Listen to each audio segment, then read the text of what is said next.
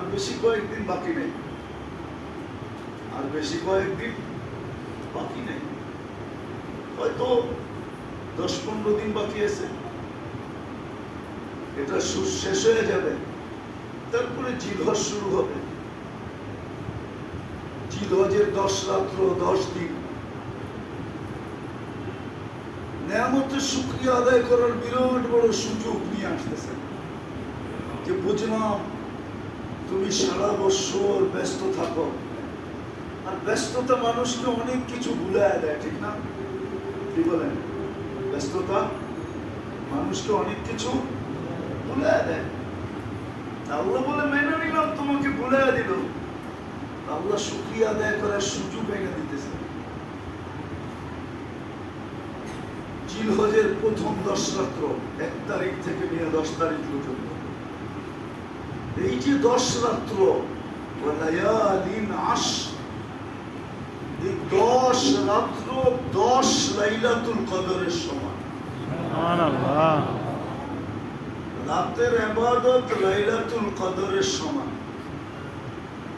কিন্তু বলেন, সিলেট শহরে কি একটা মসজিদ পাওয়া যাবে, একটা মহল্লা পাওয়া যাবে যে এই মহল্লার সমস্ত মানুষ এই 10 রাত্র ইবাদত মসজিদে না কাটা, ঘরে বয়া ইবাদত বন্দেগীতে কাটায়?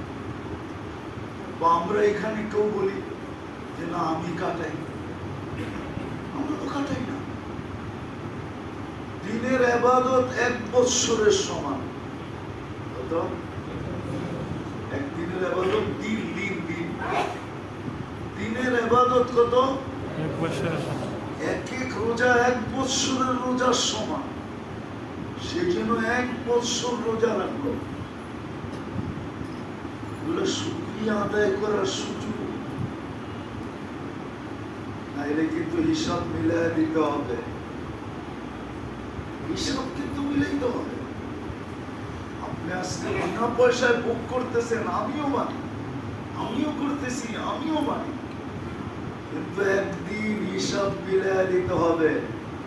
আল্লাহ বলবে আমি দুনিয়াতে নেই না, তোমরা কাগজ দিবে দেখা, আজকে তো নেকি দিয়া মিলাই দিতে হবে, পরিশোধ করতে হবে নেকি দিয়া। আজকে মিলাই দিতে হবে তোমাকে। না মিলাই যদি দিতে পারো তো শাস্তি ভোগ করতে হবে। আমরা দেখবো না তুমি কার ঘরে জন্ম নিলাম, তোমার বাবা নবী, এটা আমরা দেখবো না। তাই না? নূহ আলাইহিস সালামের ছেলের দিকে দেখতেন। কার স্ত্রী এটা আমি দেখবো না, যে নবীর স্ত্রী, তাহলে আমরা নূহ আলাইহিস সালামের স্ত্রীর দিকে দেখতেন, যে নূহ আলাইহিস সালামের স্ত্রী। কার স্বামী এটা দেখবেন না, যদি দেখতেন আমরা আসিয়ার দিকেও দেখতেন। কেননা ফেরাউন আসিয়ার স্বামী,